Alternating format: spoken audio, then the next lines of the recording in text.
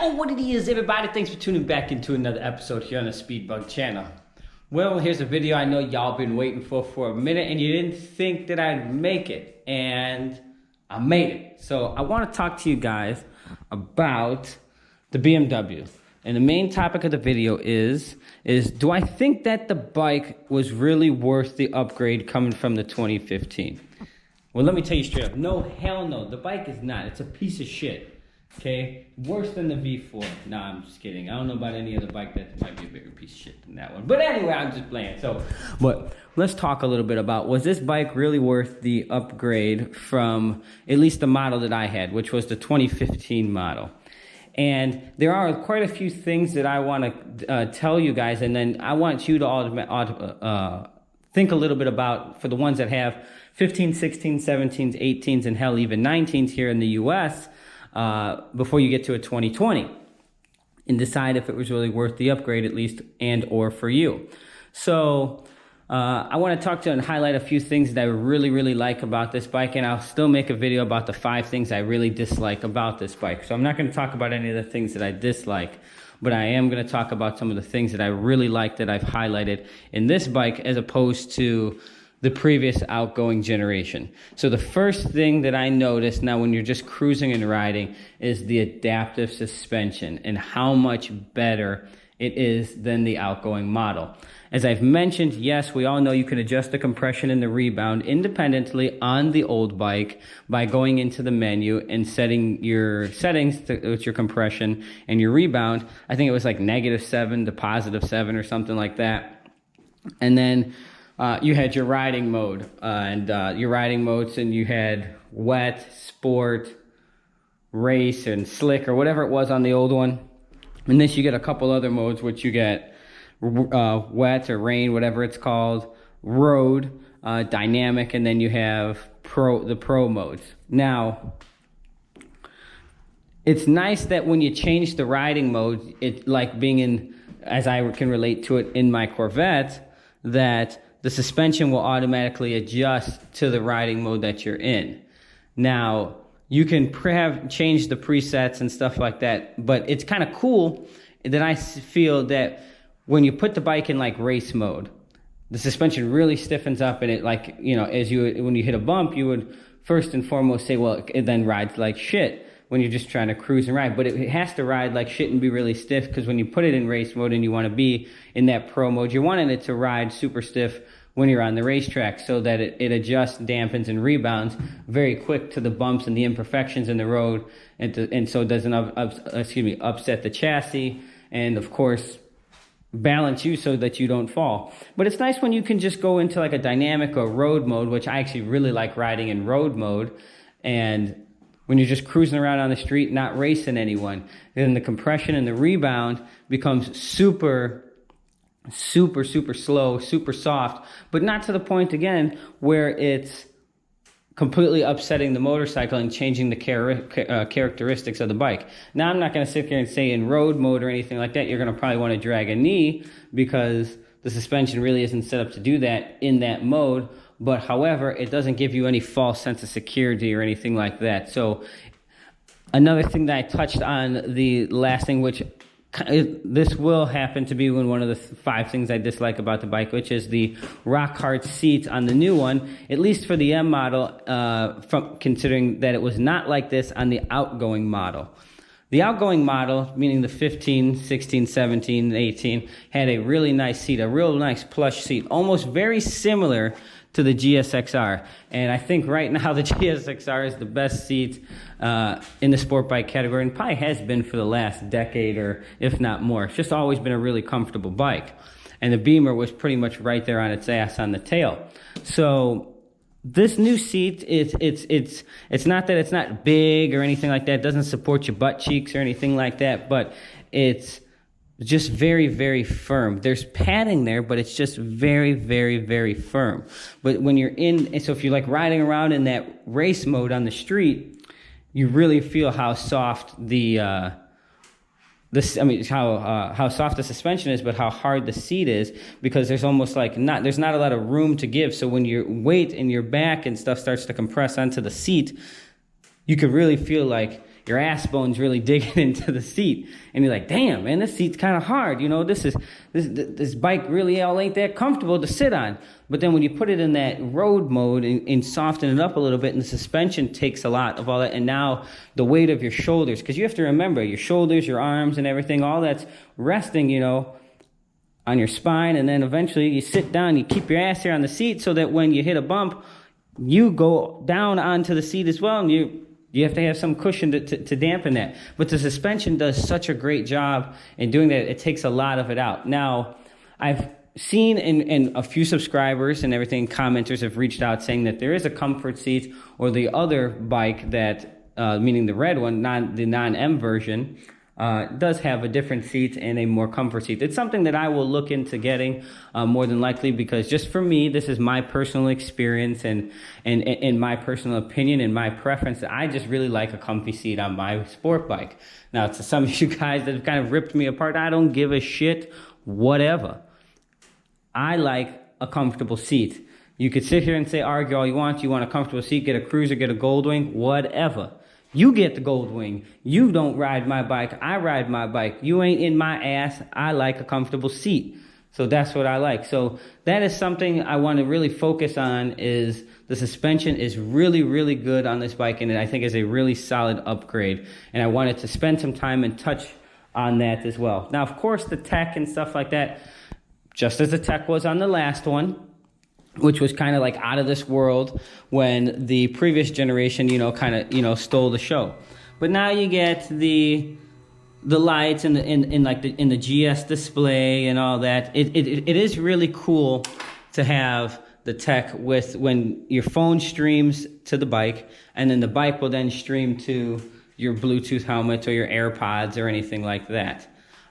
So that is really nice. Is it worth an upgrade? Well, I personally wouldn't upgrade my bike just for a screen. If my old one was working very well, I wouldn't really upgrade it just because I could change my songs and shit through Bluetooth or whatever, because you can do something just as simple as like get an Apple Watch and do the same thing as you're riding. So that's an alternative. You gotta, you know, throw that in there, but just it's just not one thing to, I would say, in my opinion, upgrade. One thing I have noticed also, a lot of people say the quickshifter is much smoother and everything like that on the new bike. Well, I don't really think that it's any smoother than the old one. I don't necessarily think it's any notchier than the old one, because I thought the one on my bike, meaning the 15, was very, very smooth, and I thought it works perfectly fine. I never had a problem. It never missed any shifts or anything like that. In my opinion, the smoothest quick shifter still to date, this is just my personal opinion, it's not because I love this bike or anything like that, but it is on the Suzuki. I think it's the quickest and the sharpest, and it just works pretty much flawless every time. Again, there's going to be a bike that's going to knock it off, because before I rode this bike, this BMW, or my last one, excuse me, had the smoothest quick shifter as well. So sooner than later, maybe a CBR, a ZX-10, or anything like that, maybe, you know, knock it off the map, meaning this one. I have no complaints. Now, one thing I do also want to focus on, which I think is really great, is the LED headlights. Now, they are projectors, and it takes a little bit to get used to the light output and how things work, because a lot of people just look at it, it's just a headlight. And that's not the case, because projector headlights, and as well with LEDs, because the old ones were a traditional style bulb in a reflective housing, excuse me, these are an LED in a projector housing. So you're going to have a very sharp cutoff line when it hits the road, as well as it's more direct light, and it's like directly facing at you. Not that it's not a wide angle and spread light, but it's just a different light style and light output, not the color temperature, the way it displays on the ground. If you have projector headlights and a fancy sports car, and then get into a car that has reflector housings, you'll understand and know the difference. But it does take a little bit to get used to. I don't think that it's worse by any means, but I do like the light output, and it is better. So where I'm kind of going with all of this, with the upgrades and stuff like that, is that overall, when you start to add in all of the things, the bike really starts to take off and starts to separate itself from the outgoing generation. And then when you factor in everything, you could factor it in and say, hey, it is a worthy upgrade. Everything is great. If you're going to ride the bike primarily on the street and stuff like that, and your old bike and stuff is paid off, and you just don't want any payments and stuff like that, I may be on the fence to say the bike is maybe not worth the upgrade and all of the other features. But if you're going to race it and do other things like that, then it's worth it. But now if you just want to have like all of the new features and stuff like that, then the bike is absolutely worth it.